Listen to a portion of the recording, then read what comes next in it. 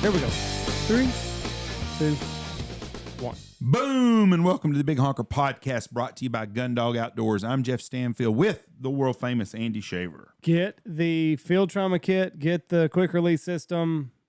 Gundog makes incredible products for gun dogs everywhere. Used the field trauma kit this weekend. You did? Yes. Well, actually, Zach did, since he's a paramedic. Guy cut his finger up. And the guy cut his finger up and came in, and we had all kinds. There's all kinds of shit. Zach patched him up though. Well, actually, the guy kind of had patched himself up, but Zach kind of helped a little bit. One of those hardy guys. Yeah. He's like, do you have any thread and needle? I'll just sew it up. I'll just stitch this bitch right on up. Right. Super glue works. Yep. Wonders. Yep. That's what Dad used to use all the time. With us today for Columbus, Georgia, with Schmavis, Big Game Dog Tracking. Nailed it. You got it right.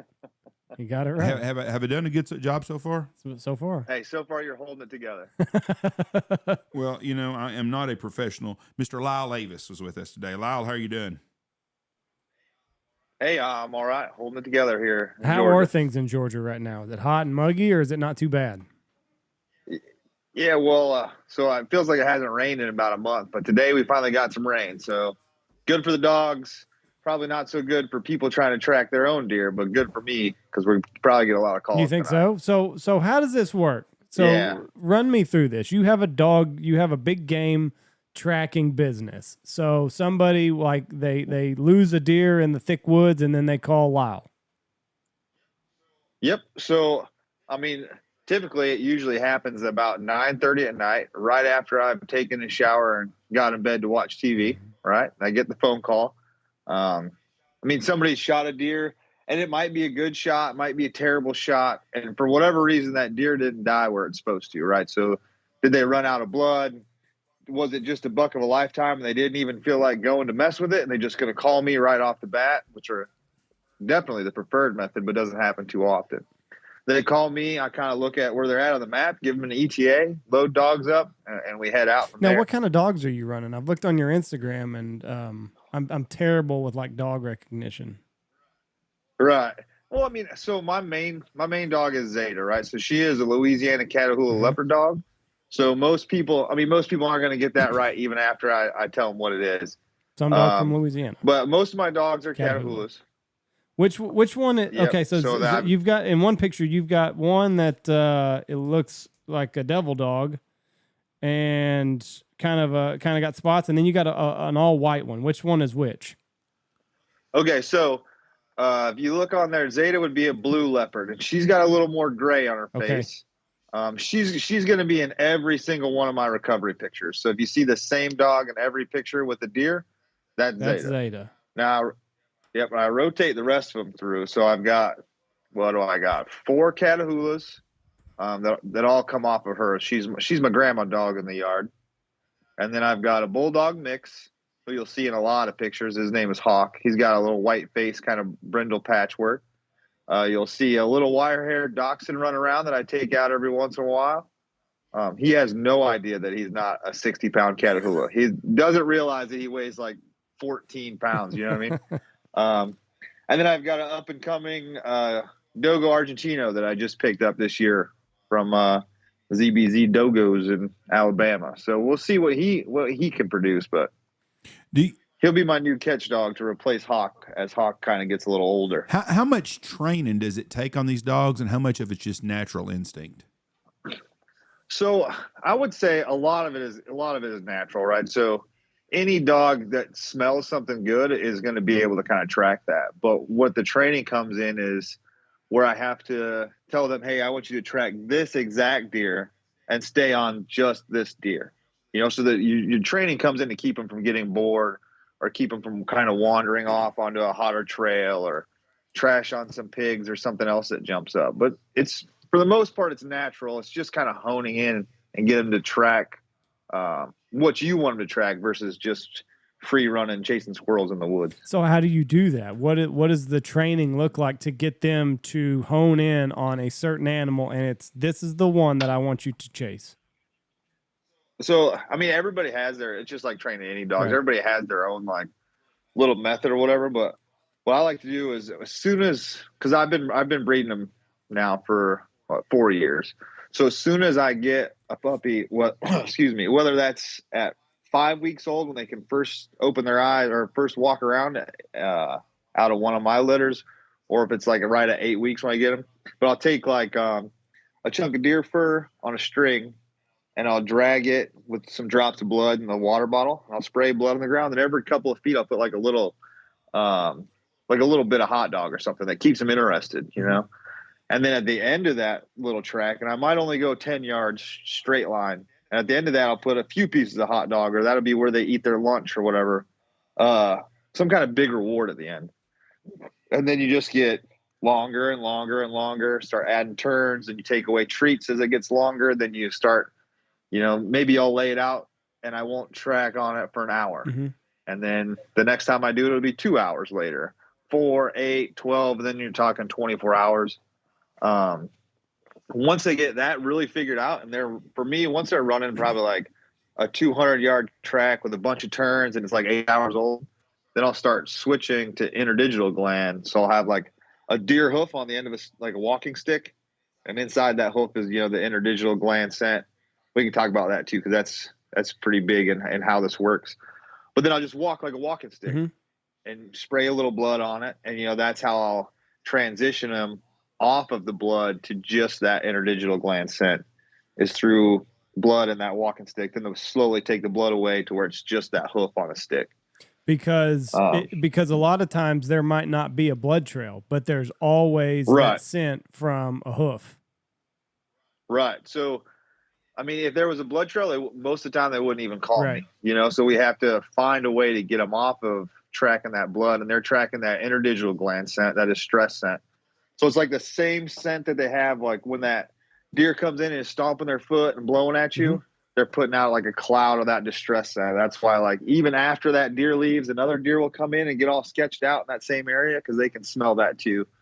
So the ultimate goal is to transition from an actual drag and blood to just that interdigital gland scent. And that's really the key. That's how you can track for, you know, a mile on a gut shot deer that's, you know, you might have jumped into early on. But so the scent that they produce in their foot, it changes based on what they're witnessing out in the field. So if they're under duress, that and they stomp that foot, it alerts other deers that, hey, something wasn't right here, and you need to be on guard also. I did not know this. This is and then, I'm not a deer hunter either though. So in the opposite of that, let's say let's have us all the time. Let's say you shoot a deer archery season, you hit it right in the shoulder, and you know that deer runs off with the arrow sticking out. You only got a few inches of penetration.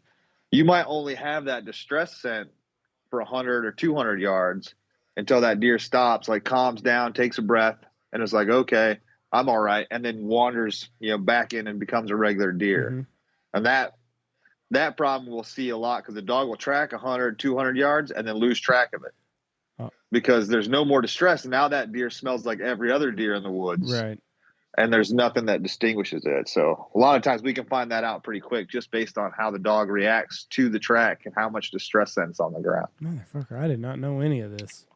Dude, it gets crazy. And, you know, you can get a little sciencey with it too, but it gets pretty crazy. That dog's going to know within the first 5 minutes. I bet I could predict with about like 80% accuracy whether we're going to find that deer or not. Well, I didn't even know that gland would I mean, it makes perfect sense. Like how else are they supposed to warn other deer? And that's why they stomp their foot. Did you know any of this, Jeff? Have you been holding out on me? No, I did not know any of this. I don't know much about deer, and I didn't know this about the dogs. It's amazing how a tracking dog works, though.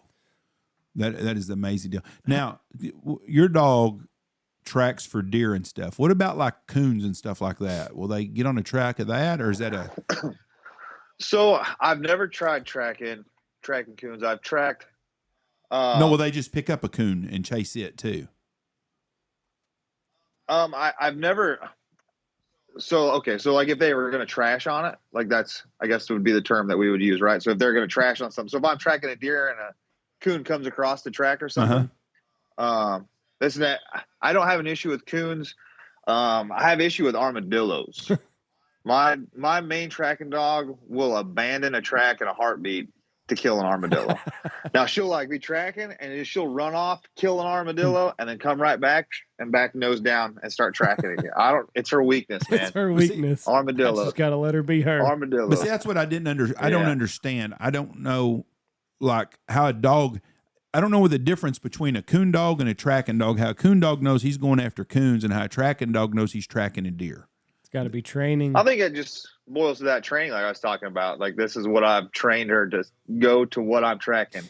Now I really think that if I had a fresh raccoon track and I pointed at it and I told her, "Hey, track this," I think she would probably run that coon up a tree.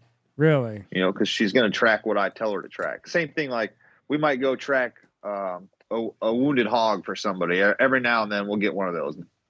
And if I tell her to track that pig, she's tracking that pig. What? Tracked a bobcat before. I got friends who do turkeys. How do they do a turkey? Now, as long as it's running, you know, you shoot it with that bow or whatever, it takes off running. Yeah. I've never got the call for a turkey, but I've got lots of friends who've done it. That's crazy. What about bears? Because y'all are in a bear area, right? Yeah, well, I'm a little south of bears, but yeah, they definitely track bears further north in Georgia, all over. I've got a few friends that track bears. Now, I know the bears don't have any kind of like foot scent gland that I know of. I mean, I could be wrong, but so that gets a little harder. Then you're tracking dander and just brushing up on leaves and stuff, trying to pick up the scent of a bear. But there's something on them because they use dogs all the time to chase bears. Yeah.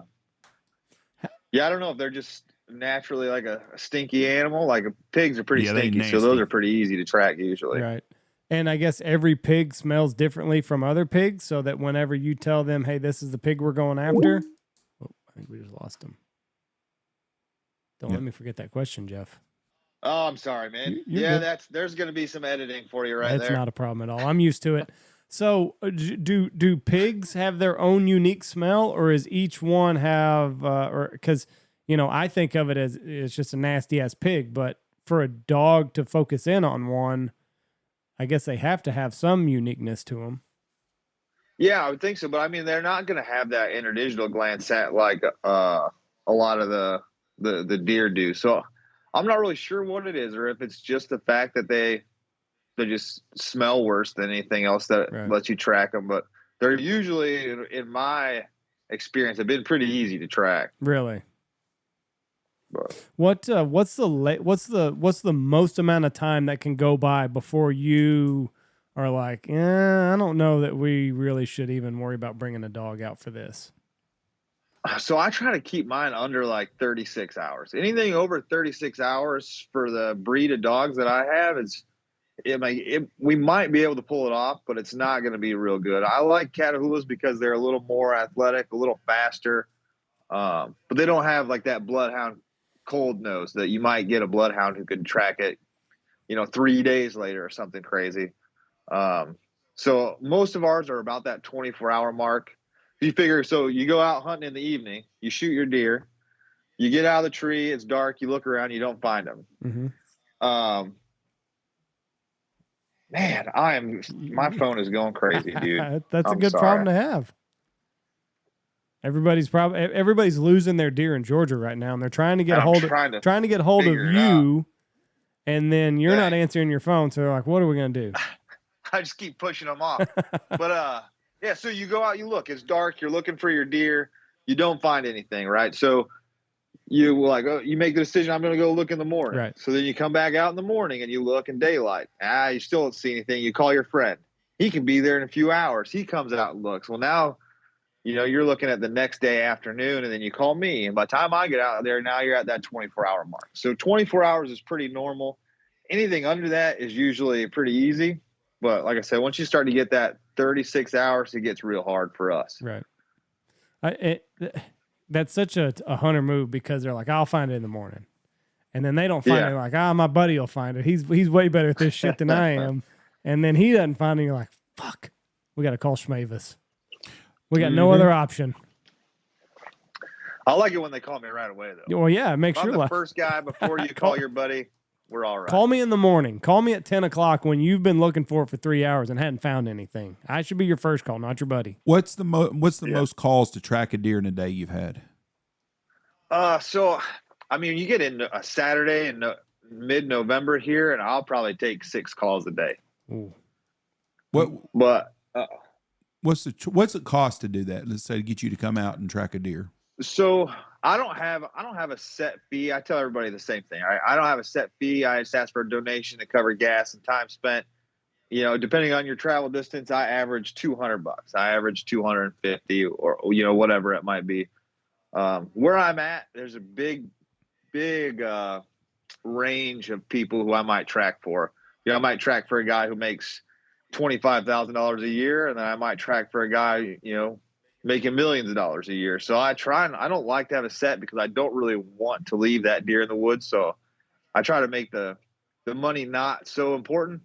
But if you can afford it, I like to be around that $200, $250 range. That's not bad at all. I mean, and gas, or just $250 will get you. No, just $200, $250, and I'm all right. But I don't usually go, I try to stay in an hour bubble around Columbus. If I start getting calls at an hour and a half mark, I probably know somebody closer on the other end who can come out. It's a pretty good network of trackers. So is this that we got all is over this the a place. pretty booming enterprise there in Georgia? Because we don't have these services here in Texas that I know about. But you said even there are some in the South Texas. There's a bunch of guys that do tracking, but they're not going to do us any good up here. They're going to tell us to go fly a kite. They're 4 hours away. He's got people that are an hour away doing the same stuff. I would be willing to bet that within an hour of you have at least 2 trackers wherever you are. I would take that bet. We live in the middle of nowhere. Man, you'd be surprised. but in Georgia, where you are, there's guys spaced out pretty evenly. Yeah, we're pretty well covered. But so I think a lot of the states that allowed that held on to that deer hunting with dogs for longer were kind of the first people to really start to fill up on trackers, because it's more traditional. People have been using dogs with deer, in the Southeast for, decades or whatever. Whereas you got other states like Iowa just became legal last year. Might have been the year before, but within the last couple of years, right? So it might be harder to find somebody with a trained tracking dog up there who's, got some experience. But down here, people have been running their dogs, whether it's, coon hunting or they're running deer dogs or hog dogs. That it's an easy transition, What does that hunt look like? With deer hunting with dogs, do they chase it all the way down? I mean, it kind of makes sense with mountain lions and stuff. They'll tree it or whatever, or bears. How does it work with deer hunting with dogs? So I've never done it before, but everything I've seen is the dogs will kind of push the deer and run them almost in a half circle. And then you just kind of get ahead of them, and you're watching your GPS or you're watching the collars or listening for a bark. And you just kind of head them off. And then it's a lot of buckshot. The deer might come through the woods in front of the deer or in front of the dogs and try to dust them off that way. I've never done it, though. It always looked like it'd be a lot of fun, but a little sketchy on the injure your dog front, though. So they use the dog as more of like a flusher, and then you just kind of head it off and then kerwhack. Yep. That's what I've seen. I mean, I could be wrong. I've never done it, but that's what it looks like to me. It always looks fun, though. Yeah.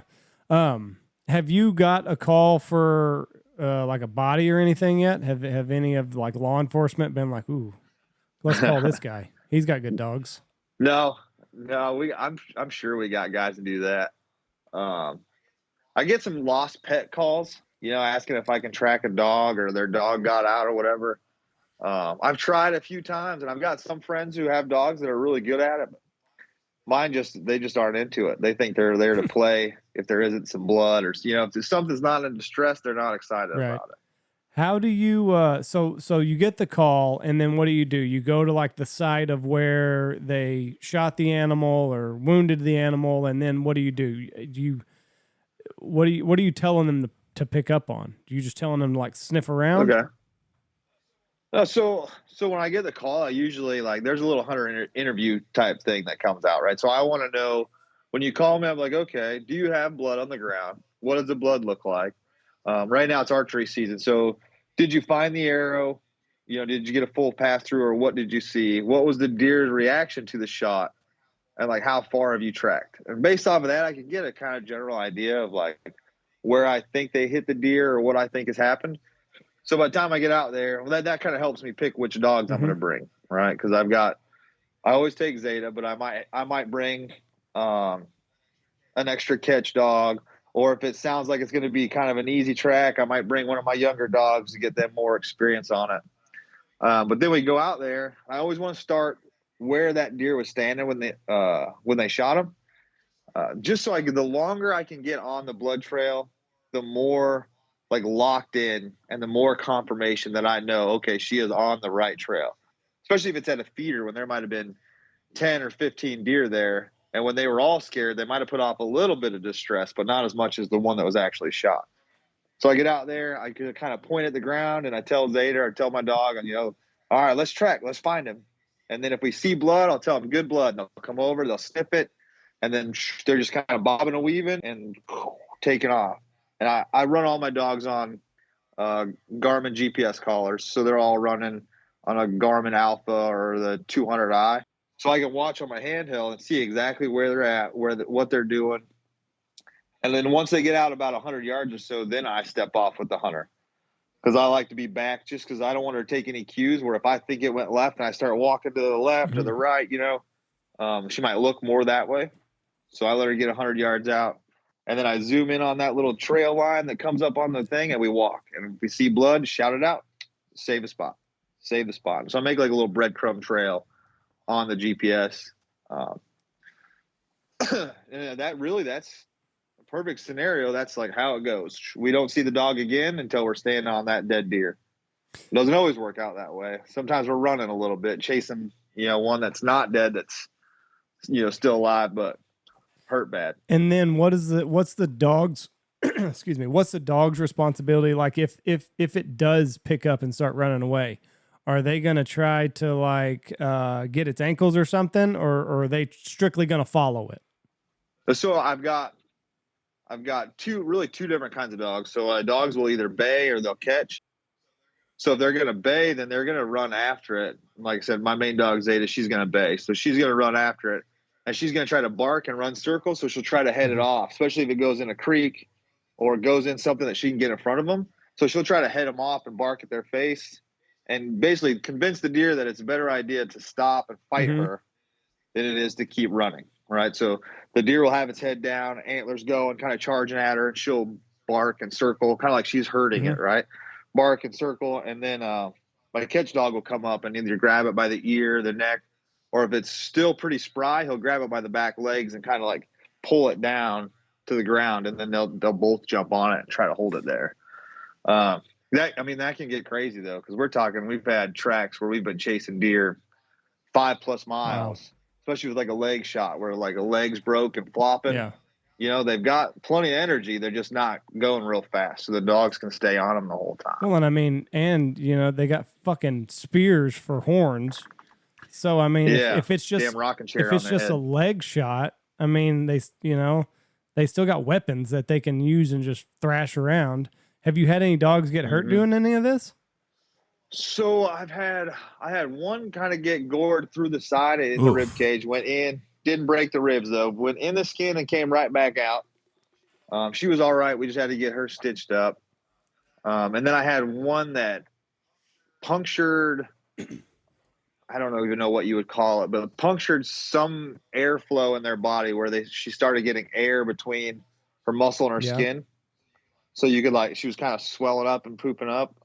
Took her in, but she was fine too. They didn't even do anything for her. They just kept an eye on her or whatever. Did you see that?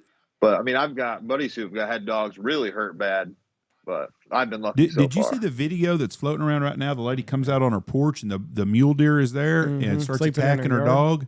Attacked her too. And then she jumped on it, and then it beats her husband's ass. No, I don't think it ever got the husband. Yeah, he did. He goes limping ass off and sits behind the car. He's leaving her at his own. I don't think, because it pushed the wife. When I saw it, the deer pushed the wife down, Yeah. And then the husband ran it off. No, the husband got gored doing this shit, and the husband goes limping. You have to look it up. And the husband. I didn't make it that far. I started laughing when it ran the lady and knocked her down. I was like, yeah. It did too. And then her husband jumped in and it whipped her husband's ass, and he goes limping off behind the car and just kind of screams at her. I'm gonna look it up right now. I don't remember that. I just remember the lady gets it, and then she's trying to save a fucking dog more than anything. A little yapper. Yeah. Well, I mean, I've had some close calls like that where they charge at you and you gotta like kind of do the bullfighter, just grab antlers and tuck it to the side and let it run by. I've never been in that situation. But the guy, he does a piss poor job of being manly about the thing, but it whips his old ass. Yeah. He goes and sits at the back of the car and doesn't do shit. I'm looking at it right now, or I'm about to. I'll tell you though, if you've never had your hands on like a live standing deer, they are much stronger than you would think they are. Yeah, they'll chuck you around, throw dog 10 foot in the air. They're solid muscle. Come on. Yeah, I mean they're tough. You know, that's some guy. Have you seen the old guy? There used to be a guy, and I wish I could. I think it was Turtle Man was his name, and he's a redneck from Kentucky or somewhere, and that guy, and he grabs a fucking bobcat one time. That's a hell of you grab a bobcat or a coyote. That's solid muscle, you know. And then I saw. Yeah, I'm gonna pass. And I saw a dude the other day that done it with a badger. It didn't get the guy. Yeah, it does too. Watch him limping around back there. Bullshit. He's old, Jeff. I'm sure he pulled something getting him off of. Because that deer whipped his ass. He didn't even try to help his wife. He just kind of looked back at her. He pulled the deer off of her. Let me see it. I just watched the. Watched the video. He pulls the deer off of her. It flings him around a little bit, and then he shoves it out into the street. He doesn't get gored. He don't do much to help her. He pulled it off of her. Yeah, bullshit. Pussy. He's 89 years old, Jeff. At least 89. Listen. They're strong, man. I've had him throw my dogs like through trees before. Jeez. Like up through bushes. That guy should have wrapped his arm around it and done the old cowboy hold and threw him down on the ground and tied him up. Jeff, he's 97 years old. He can't do that, and he didn't have any. That's right. He didn't have any rope either. My uncle, Jeff's brother, liberal fucker. My uncle, Jeff's brother, is not liberal, but God love him. We had an emu out in our neck of the woods one time. And Tony's dumbass sees this emu that where did it even escape from? It was on the 1,500 acre road up there. We don't know. We don't know. It just showed we're scouting geese one day and there's an emu in the area. He gets stuck in a fence. And it's stuck in a fence. And like the way that the ditch is, like where the emu's standing, he's up a couple feet above Tony. So Tony, in his infinite wisdom, is like, I can see its legs. It's stuck in this fence. Fuck it. I'll just pull its legs out from under it. It's stuck in a fence. It's ran up against a fence. He's like, I'll just take its legs out from under it, and then I'll just pull it out and drag it out, and it can go on its way. What he fails to remember, or what he fails to realize... He was really stout then. I mean... In this moment of panic is that the emu, much like the ostrich, is a running bird, and its strongest muscle is probably going to be in its legs. He was getting his ass whooped. His old arms were going back and forth. So he grabs this emu, and he's got it, and it starts fucking kicking. And his arms are going back and forth. And then the emu's, it's got a long ass neck, and it's pecking at him, and he gets the shit beat out of him. He said, I realized as soon as I pulled that leg out from under him, and that son bitch started moving with those spurs, he's like, I really fucked up bad. But you can't let it go. I was gonna say at that point you can't let it go. Like you're dedicated. You're in because you let it go. You can't get away fast. You're committed. It whipped his ass. This guy comes driving up and he goes, "Do you need some help?" Cowboy, wasn't it? Tony said, "Fuck yeah, I need some help." The guy had a rope and he come over and they roped it. They tied the deal, lassoed it up here. And next thing I knew, it was hanging in the deal and Tony was cleaning it, but it was whipping his ass. You need some help? Fuck yeah, I need some help. And Tony said, "No, I'm just gonna beat the shit out of myself with my own hands." Tony said, "I couldn't even move my arms that night. I couldn't even pick my arms up; they were so wore out." It did. Beat the living shit out of him. Can you imagine driving down the road and seeing some fucker over there with the wrestling with the emu and like, what the fuck are you doing here? I don't know that I would have stopped.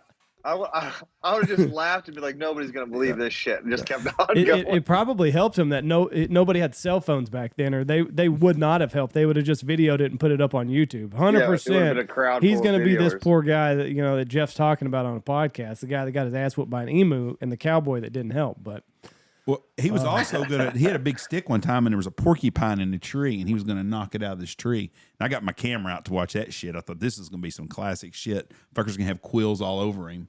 And the porcupine left before he got there, but he was going to try to wrestle a porcupine too. But every wild animal, the only way it survives is to be just a ball of muscle. So like even something that's gangly like an emu, like no, that motherfucker runs away from shit. Like its only defense is to run away, or just like Jeff said, a bobcat's full of muscle. Well, yeah, it's every wild animal is just going to be.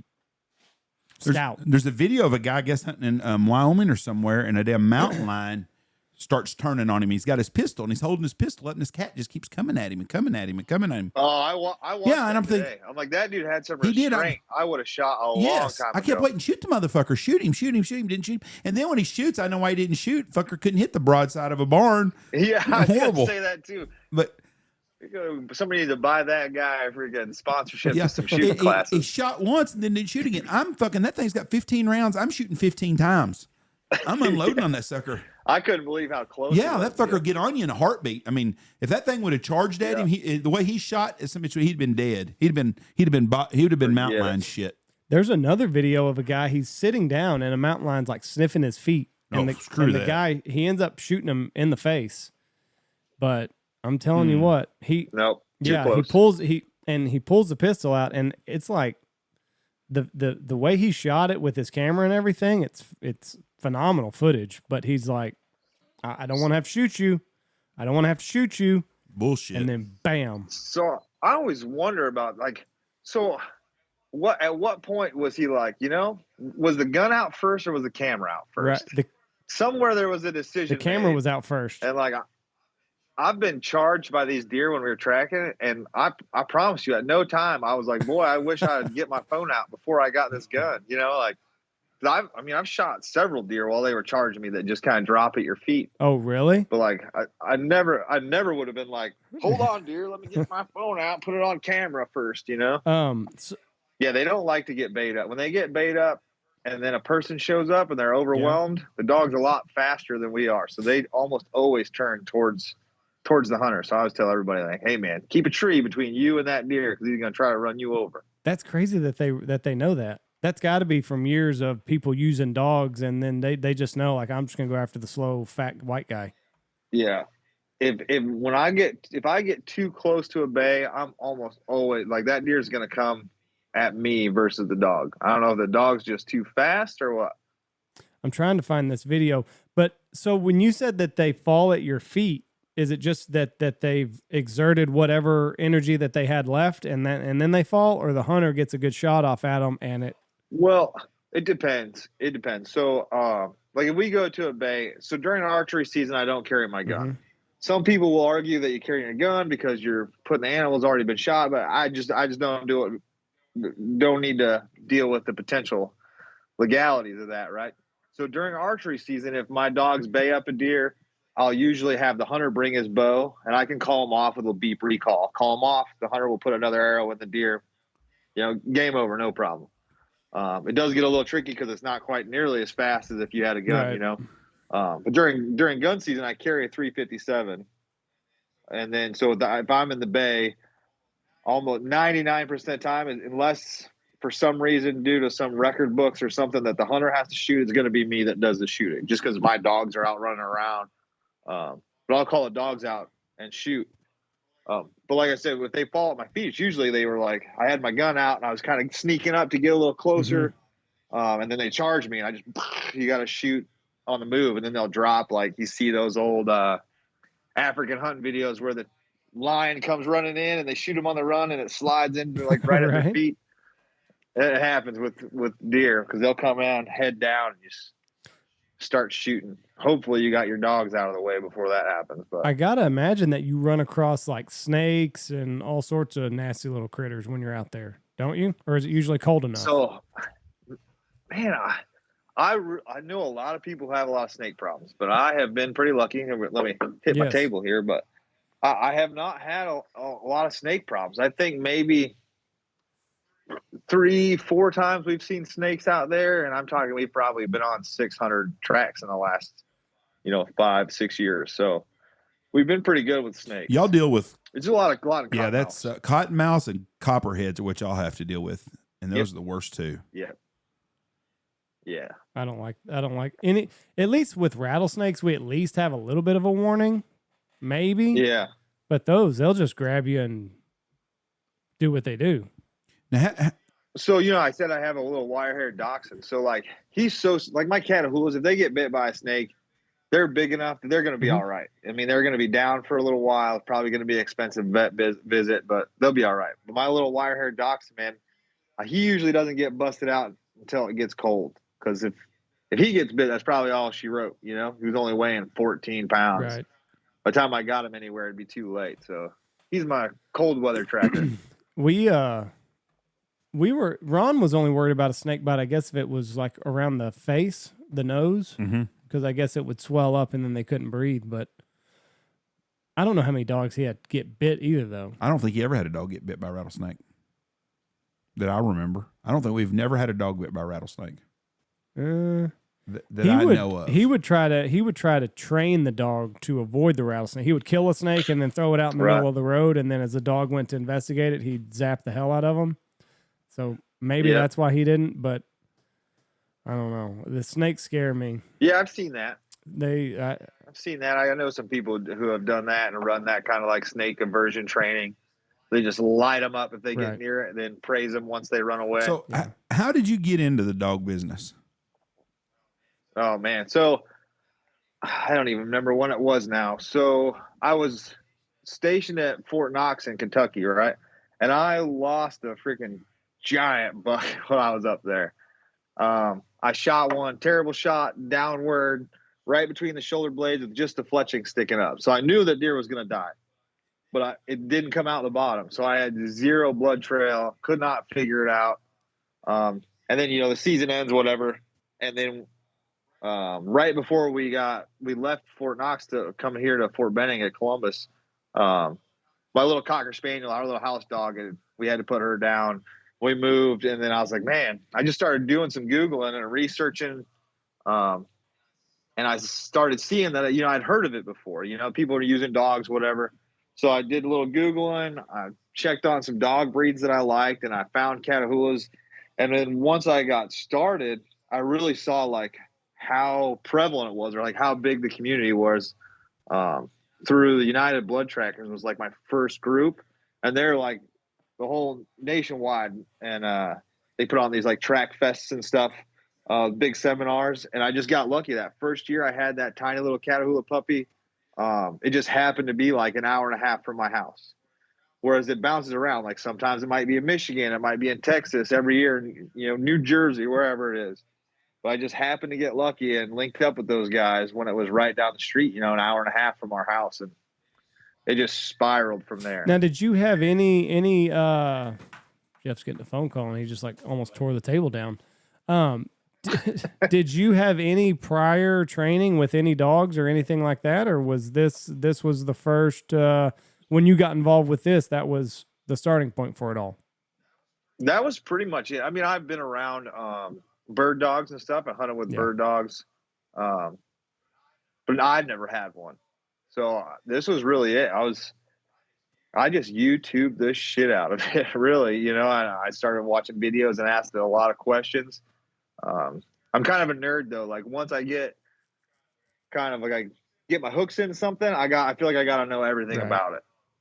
Reading books and watching videos, and then it just spiraled and I would have never guessed that it would be as big for me as it is now. Now, what are they like in the house? Are they pretty good pets, or do you not try to mix the two worlds that much? No, I mean, if you scroll around on that Instagram or my Facebook page, you'll see they are freaking big babies in the house. So I do have Hawk and Zeta live in the house about 80% of the time. The rest of the dogs live outside. We got a big kennel on about a third of an acre fenced off for them. That's just their yard. And then 3-acre big yard around my whole property where we let them out and they kind of hang out with everybody. But I mean, me and my wife have got 4 kids. My kids crawl all over them, you know, like even since they were little. So they're big babies. I always say Zeta is a princess at the house and then a savage in the woods. Because when we're at home, man, she won't even go outside to go to the bathroom if it's raining.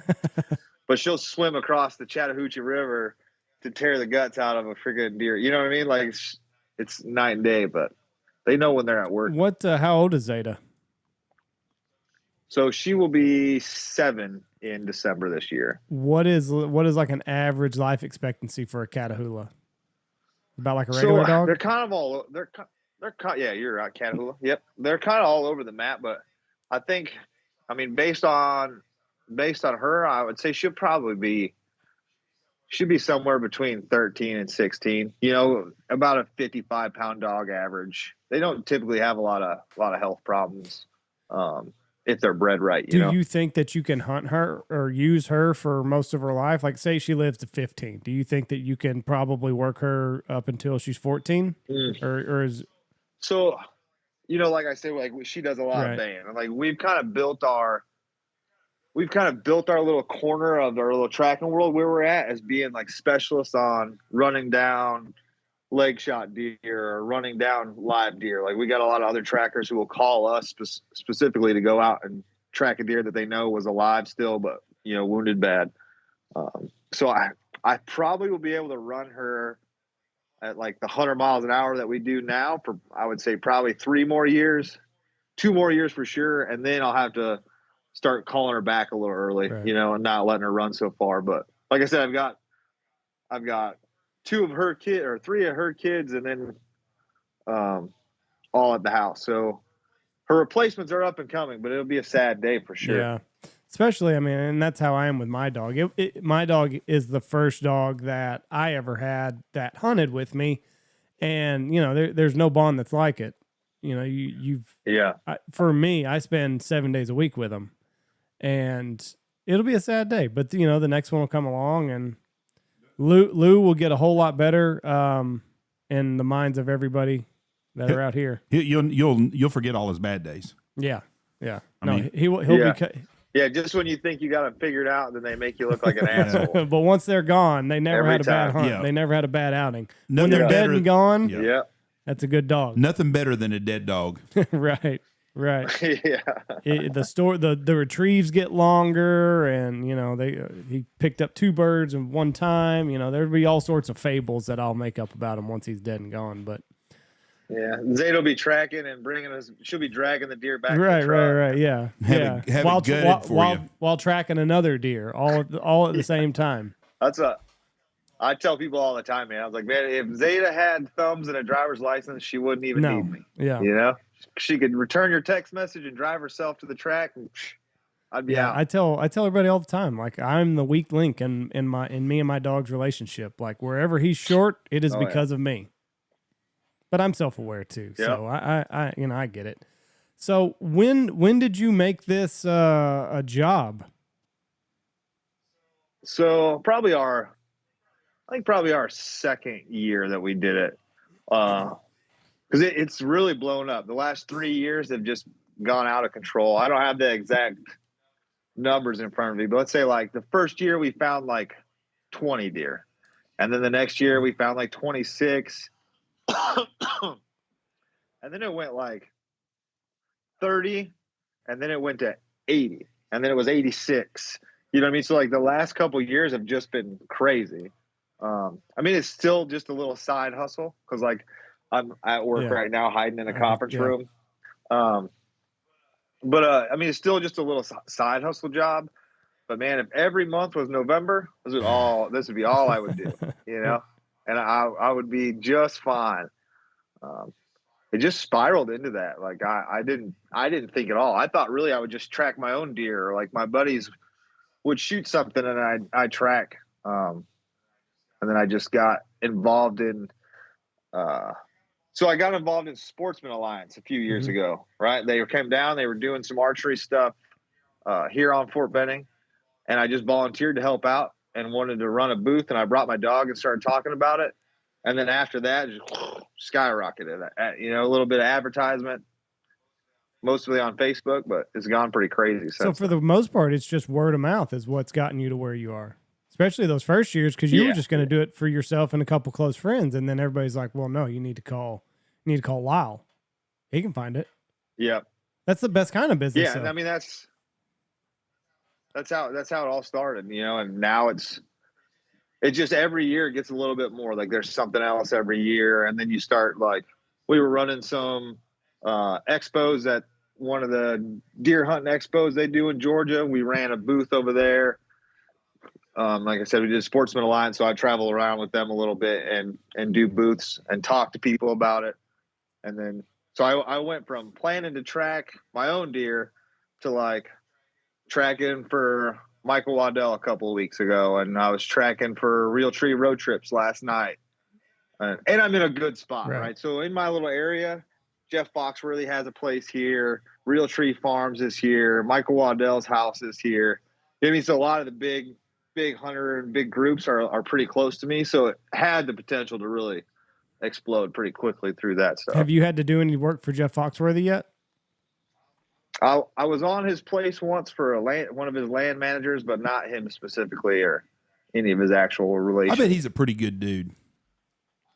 I feel like we would have a hell of a good time walking around the woods chasing deer. I think him and he would be second of all them Southern comedians. Larry the Cable Guy, I think, would really be a good dude. And I might be really mistaken because a lot of them guys you think are going to be really nice. Like, what's the guy's name that's on King of Queens? Him. Kevin James. They say he's a real total cocksucker. Really? I mean, like a real total asshole. And so you never know about those guys, but Larry the Cable Guy just don't seem like he could be a bad dude. And Jeff Foxworthy seems like a really level-headed good guy too. Well, I think it would be out by now. I mean, Larry the Cable Guy, Jeff Foxworthy's been doing it for 40 years now. Yeah. Like, I think if he was an asshole, just like Kevin James, like there would be people that are like, "Oh no, he's a dick. Don't work for him." The cat would be out of the bag. You would think so. Now, I would think. Yes. Kevin James, I've heard that a bunch. Jeff Foxworthy, I saw him in Wichita Falls in 1994, 95, so 30 years ago. Mm-hmm. And a guy was on his phone. He goes, "Dude, you're on the phone," kind of. And the guy said, "I'm a doctor and just had a call." He said, "Oh, do you need an emergency?" Blah, blah, blah. And he's like, no. And he was getting off the phone, but he was very polite when he found out what the guy was doing in his set. Right. And that even struck me. That was 30 years ago. But the guy had a cell phone. That's the flex move. There wasn't very many people had cell phones back then. But that's Jeff Foxworthy's bad. Like he should have known the guy was important. If 30 years ago he had a cell phone, the guy's beeper went off. Is that what it was? Yeah, it was his beeper. Didn't have a freaking bag. right. Carrying a bag. No, the guy had a beeper. His beeper went off, and he's like, "The beeper going off." And I said, "I'm a doctor. I'm sorry." He goes, "Oh, do you need to make a phone call?" He was really nice about it. Yeah. But I thought that was really a nice deal. But he's a funny son of a gun. Foxworthy? Common sense, yes, a lot of common sense in his shit. Larry the Cable Guy's a lot more fun. Yeah. Or funnier. But anyways, that's pretty interesting though that you're around those kinds of guys in their places. Yeah, I didn't get a lot of calls for them until a little last year. Then this year it's really kind of picked up. But I'm curious to see, like what's the next couple of years going to be? Because every year I couldn't track more than I do right now. With having an actual job, because we probably do 140, 150 tracks a year with like a success rate of about 60 to 65%, which is a little higher than what most people have. But that's just because I really think that's just because the kind of dogs I have, because I'm willing to we'll go chase one down and we don't have to be on a leash. A lot of states you have to keep your dog on a leash. And anything that's alive in a leash state, forget it. You'll never catch that. Right, because so the dog has to be on the leash the whole time. So it can only go as fast as you can go. Yeah. Whereas like here in Georgia, I just let them go, man.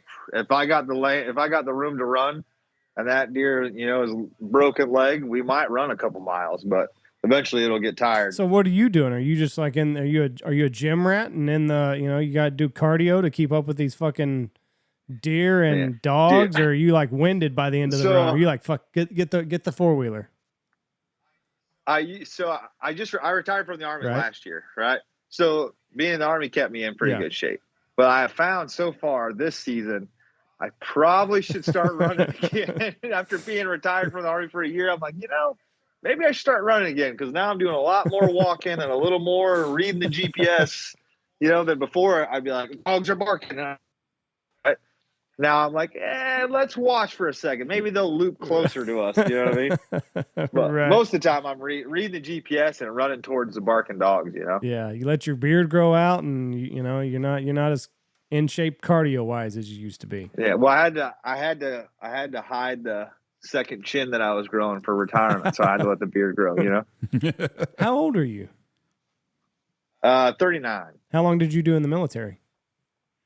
I did right at 20 years and called it a day. So I did like 20 years and 2 months or something, I think. So that's full. But then now I work for the Army still, but as a contractor. Ain't that crazy? You can work and do the same job you were doing before, make 3 or 4 times as much money. It just Well, I wouldn't say 3 or 4, but it's definitely better than it was before. Now, at 20 years, you're fully invested, right? Like it's full retirement, full benefits, and in it 20 years? You get so benefits are good, but pretty much same benefits that you had before, but then it's like 50% of your base pay that you got before. Yeah, we don't take 20 years. We don't take care of our veterans like we should. Y'all should be retired at 20 years. You should be to 80 to 100% retirement. Is there a career path to get to 80 or 100% in the military? So you get 2.5% every year you go over 20. And I think it maxes at 75 if I remember right. So if you 20 was enough for me, so I didn't look into that too much, but it's like 2.5% every year after 20. Yeah, that would be at 30 years. You would be at 75%. And then you cap out at 70%. Yeah, 75%. Yeah, I'm pretty sure. But he's on a great deal because you're going to work for this company now for another 20 years. So he's going to have a double retirement, and that retirement is going to be a whole lot bigger than the one before with the same benefits. Yeah, that's kind of the plan. So if you stick around more than just calling it at 20, you must really be somewhere that you love, And I liked it. I had a great time. We were in Georgia for 5 years, and then they told me last year or 2 years ago, they're like, hey, you're going to have to PCS and we're going to move you somewhere next summer. And I was like, my kids are in high school and middle school. And I'm like, you know what? I don't think I am going to move somewhere next year. And I just called it a day, And now you're a contractor? Yeah. So now I do contract work for the Army. So how are you liking that? You got to grow a beard out. So that's pretty cool. No, I mean, it's all right. It's the same. It's the administrative side of the Army that I was kind of dabbling in before. I wouldn't say I missed too much about the Army yet, but we'll see how that goes. But I stayed close to the same. I work with Army guys every day, so it's like I didn't completely remove myself when I retired like a lot of people do. I just stepped back and changed my shirt. Right. So you're in the common sense side of the government now, the private sector. We try to keep it that way. Yeah. It doesn't always work out, but we try to keep it that way. Well, and you found a passion project and something to pour your extra time in, and this is something that a lot of guys that just retire, they don't have anything. So I think it's very good that you've found another avenue of something that you're passionate about and something that you can pursue, at this stage of your life. Yeah, I like it. And then since I'm gonna jump in off of the Army conversation and say that I was listening to your guys' Gold Star podcast earlier today. Yep.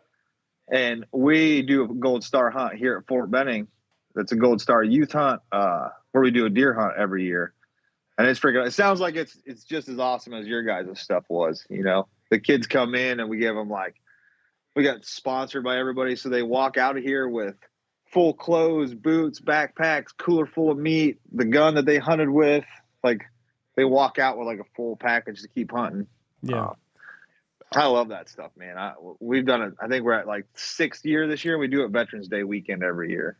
We're going to do ours again the last weekend in September. We've already got to sign. I think we've got 3 kids already signed up for it that are going to come. And it was a very touching moment for us, but it was not a real sad weekend, which I was really glad about. It wasn't right. I didn't leave emotionally drained like I figured I was. It was a pretty upbeat deal, but I think they were far enough. Yes, it wasn't a new fresh wound for them. But yeah, and that's how most of our families here are too. And it's really and like I said, I think this is the 6th year. And since we've been doing it so much, we got like different levels. So new kids come in, they get like a standard starter package. Mm-hmm. And then we have some kids who have been coming for 6 years. That kid's, I mean, he's 17, 18 years old now. So now when he comes, like, he basically just goes hunting like one of the guys. He's got a climbing stand, a regular rifle, and they'll go out as a little partner group, you know. And we've got several of them that have come back 4 or 5 years in a row, and some new ones. But just like you said, it's not really a sad event, you know. They come in and everybody's happy to be there, especially the people we've seen before and haven't talked to in, you know, a year since the last one. They come in, have a barbecue. The kids go hunt, and the moms or dads or the other siblings, man, they'll put them out take them to airborne school and put them out the little training towers. They do some horseback riding. It's great, man.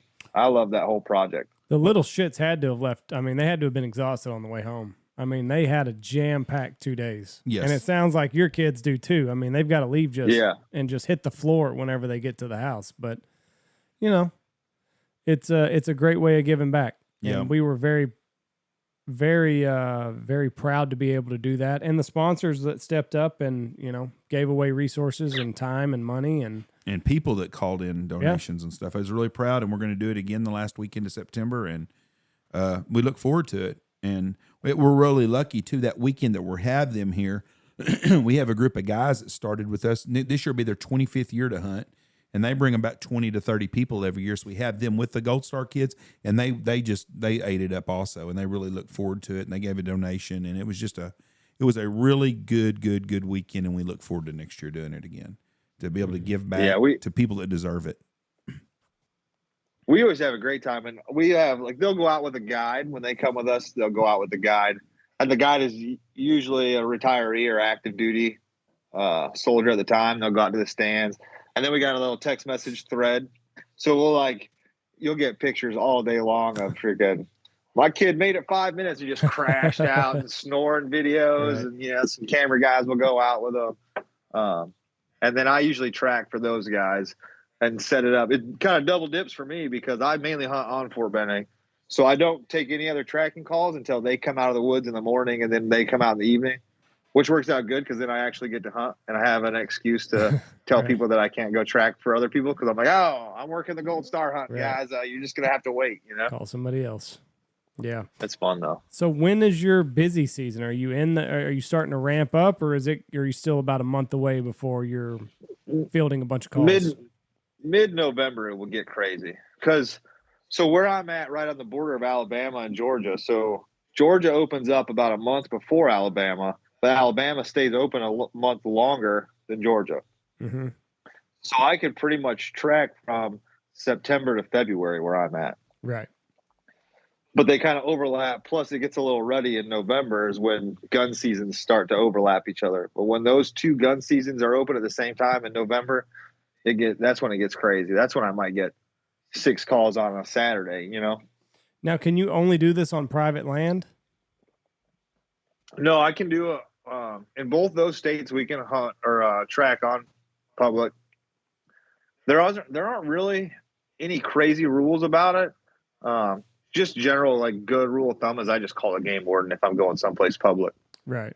And then I don't track on public land during like normal peak hours. Mm-hmm. So like if I'm going to track on public land, it's probably going to be between 11 and 2, you know, right. Or it'll be at night. Right. Because you don't want to. And then I make sure my dogs have orange vests on for public land. And you don't want to piss off a bunch of hunters that are set up in a stand and like you go through at 6:00 in the evening and just blow up their spot. So that's very mindful of you. I mean, you know, you don't have to be that way, but it's just good that you are. Yeah. I mean, hopefully some of those guys in those trees are my future clients too. So I'm like, I don't want anybody pissed that this guy's running a dog through here. That is plus, and then it doubles as just safety that I don't have to worry about some crazy asshole shooting my dog because it ran through while he was deer hunting, you know? Isn't it crazy that you even have to worry about that? I mean, basic hunters 101 is identify the target, and you got to worry that your dog might get shot because it just ran through somebody's deer setup. But you see it all the time with turkey hunting. Yep.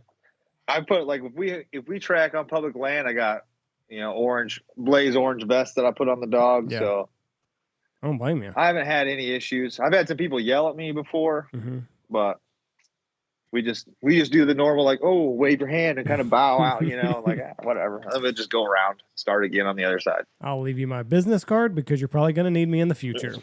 Yeah. Well, listen, man, it's been a lot of fun. This is something that I knew nothing about coming in. So you've shed a lot of light on this, and it's been a very interesting podcast. We really appreciate you coming on here, and we wish you the best of luck, and hopefully you can stay on top of everything this winter, because it sounds like you're more and more in demand every year. So good luck to you, and enjoy retirement.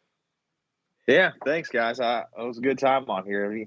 Any questions about tracking, or if you guys need help finding some dog for a buddy or something in the future, just hit me up. I bet I can find somebody close to you. I appreciate the much, and we appreciate your service. God bless you, man.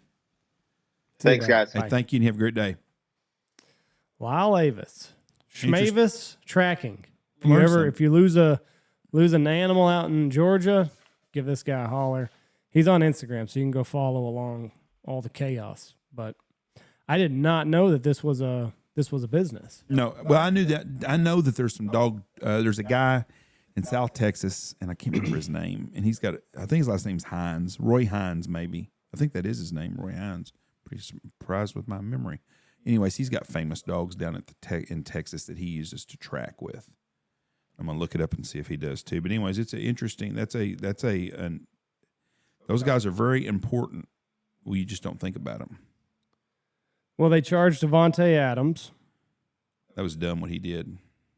Do you think how long he's going to get a suspension? Of course, right? I bet he gets suspended 4 days or 4 games. You think a month? I think so. That was dumb. It was. Have you seen the other angle? The guy was just like walking by. I thought he kind of like sprung up in front of him and maybe startled him a little bit. The guy was literally just walking from A to B and happened to be in the path of Davante Adams. And Lucky fucker. How much do you think he's going to make on this? $1 million. You think that much? Yeah. If that happened to me, and Davante, if you listen to the podcast, which I don't know if you do, because I don't think we're big with the wide receiver room, but if you are, please come push me, because what I would do if there's this guy, I'd be on the phone with I would even fuck with an attorney. Why get them in? Right. I'd call up the Oakland Raiders and say, hey, this is Joe Schmo. I got pushed down by Davante Adams. Please have him contact me. I'd get that call, and I'd say, I'll tell you what I'll do, Davante. I'll drop charges tomorrow. You get me a cashier's check for $1 million. It's just a misdemeanor. Would you not do that? Million's a bit high. How much? Okay. I would ask for $1 million. I'm telling you right now. How much? What's your bottom dollar? You're not going to get $1 million. Oh yeah, you will. No, you won't. Oh, my neck bothers me. I got whiplash. Oh yeah, you will too. Have you seen the memes of Ezel from Friday? After it said after Davante pushes you, and it's Ezel in the convenience store. Oh, my neck and my back. But I'll settle out of court for $20. Did I ever tell you about the guy that pulled that with me? Well, I worked at a furniture store in Wichita, and we had the guy that owned it was a really nice guy, and he felt sorry, and he would try to get people from missions and stuff. And we had this old black guy come to work for us. He wasn't an old guy; he just was an old junkie and shit. And I watched him pull some chairs down on top of him, like some chairs, patio chairs, and watched him pull the box on him. He started laying down. Well, I was low man on totem pole, so guess who had taken the emergency room? You. Me. I get up there, and in the truck, he's fine. We get to the deal. And he's screaming and crying and shit. And I am not having this shit. I'm about 21 years old, and I can see this fucking bullshit. So I said, get in there. Give me a wheelchair. Oh. I said, you want a fucking wheelchair? You walk over and get that sumbitch yourself. And I made him walk over and get his own wheelchair. He's in there, and he goes rolling in there, and then he's hollering, and people are looking and shit, and the nurses are wondering what's going on, and the nurse come up there. She goes, "What's wrong?" He's like, "Oh, my neck, my back." I said, "He's got a migrating injury." That fucker, he was migrating. Yeah. Well, that was like at 9 o'clock in the morning. Mm-hmm. So he goes he's there, and I just leave him. I'm not staying there. I go back to work. We go eat lunch at 12 o'clock. We don't go check on him or shit. We go to Casa Manana downtown to go eat. We're driving downtown, and here he comes walking down the road. There he is. Just as fine as you could be. Right. Next day comes in to get him a check, and he's limping and on a cane and shit. That's not how you were yesterday. No. No, it pissed me off. Okay, so Devontae, you think he's going to get 4 games? How much is the league fine going to be? Because they're going to get their money out of it. Oh, they're gonna fine him $100,000 to $250,000. And then you think he's I think the most that this guy can get out of him is $500,000. That's top dollar. I think $1 million if he'll drop charges. I think $250,000. Well, it's a misdemeanor, Jeff. Assault. That's on misdemeanor charges. He has been charged. Oh, that's what I just read. I still bet the guy goes $1 million and he says, "I'll cover my own medical expenses. Write me a check for $1 million." Now, if I was that guy, I would sue the NFL. I would sue the Oakland Raiders. I would sue the Kansas City Chiefs, and I'd sue Davante Adams. And I'm not a lawsuit guy, but that's a bunch of bullshit. The guy didn't do a fucking thing wrong, minding his own business, and to have a player push him down. Now, do I think the NFL is responsible for it? No. Do I think the Chiefs are? No. Do I think the Raiders are? No. The only person it comes down to is on Davante Adams. And Davante Adams seems like such a good dude. That's what really surprised me. He must have picked up this behavior. This is typical Raider behavior. This is just being a Raider, This is just from being a fucking Raider, is what it is. Our friend Logan Pites don't act like this. He's there for 5 games, and look at what we've turned into. Look at what Davante Adams has turned into. He's pushing poor reporters down or cameramen down just for walking in front of them. Why did they go for 2? Because they're the Raiders. If they kick a field goal, Kansas City's got time to come down and kick a field goal to win anyways. Right. I did not understand that call. And I could understand if there were 7 seconds left and you thought, well, if we go to overtime, the Chiefs are going to score, no problem. We can't stop them. The only thing I thought maybe is if McDaniels was like, if we go for 2 and we don't get it, we're down by 1. Maybe they'll change their offense. The Chiefs will change their offense up enough to where we'll get another possession.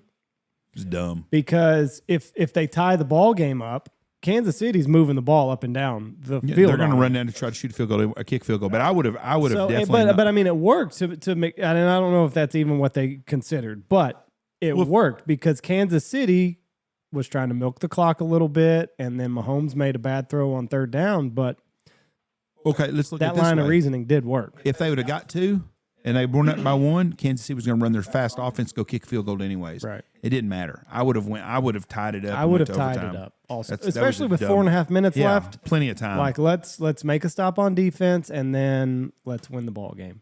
And if Devontae gets his feet down, they kick a field goal, maybe win that game. I don't think so. It would have been a lot closer. Would have been a 58-yard field goal, and Carlson can kick. He's made 33 in a row. I think Kansas City would have had time left. No, that was if they would have got that first down, Davante Adams would have caught that ball. No, I don't think so. I think that was before the 2-minute warning. No, it was 4th down. When are we talking about here? Right at the end of the game. It would have been 1st down. Yeah, but they would have had to kick a field goal. They were timed. There was only like 17 seconds left. No. Yes. No. At the end of that game? No. When Devontae missed it, I think it was before the 2-minute mark. It might have been right underneath it. I thought the time was, well, if he'd got it, it would have been a 1st down anyways. It would have been a 1st down. But I thought they were right at the end of the clock anyways. I thought that was in the last 30 seconds of the game. No, because Devontae made the big catch, and I lost in 2 leagues because of that. No, I'm talking about the final play. I needed Mahomes to go over 300 yards. He didn't do it, obviously, because I lost. But if Devontae would have made that catch, and then they would have kicked the field goal, Mahomes would have had like a minute left. Well, if he would have made that catch, it would have been a 1st down. So they would have ran more balls. They had 3 timeouts. The Chiefs did. Oh, well, I didn't realize. I was thinking it was down to the last 20 seconds of the game when he missed that deal. There was over a minute left. I know that for sure. Okay, I did not know that. So, well, it wouldn't have mattered. They'd have milked it down and kicked a field goal anyways and won the game. If he makes that catch, the Raiders win the game. So. Why? There's too much time left. That's what I'm telling you. There was a minute left. They had 3 timeouts. Yep, they would have had a 1st down. They'd have run 3 plays in a row, and Kansas City would have used them timeouts. Let me see. It doesn't matter. It don't matter. But if he catches that ball, the Raiders win that game. Carlson had missed his 33 in a row. I still don't know. Because I was texting everybody saying I need them to kick a field goal and I need Mahomes to have to go score. And it didn't happen. Well, you are winning in the FanDuel. I'm not winning in anything. Yeah, you are. Just all the It's updates. awful. Nate just sent up you're winning in it. It's awful. Yeah. Well, at least you didn't brag this year, but you're going to win multiple leagues. Awful. But yes, and Tua's not playing this week. I saw that. Out. Yep. He might not ever play again. He may not. Scrambled his eggs. All right, let's get out of here. We appreciate everybody tuning in, and everybody have a safe and happy week. God bless. See you. Bye.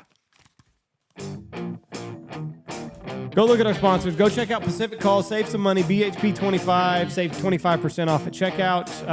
Bangtail Whiskey. Dirty Duck Coffee. Big Honker. Save 15%. Stanfield Hunting Outfitters. Ducks Unlimited. Double T British Kennels. Alpha Outdoor Specialties. The Hunt Proof app. Go get it. Keep track of all your hunts.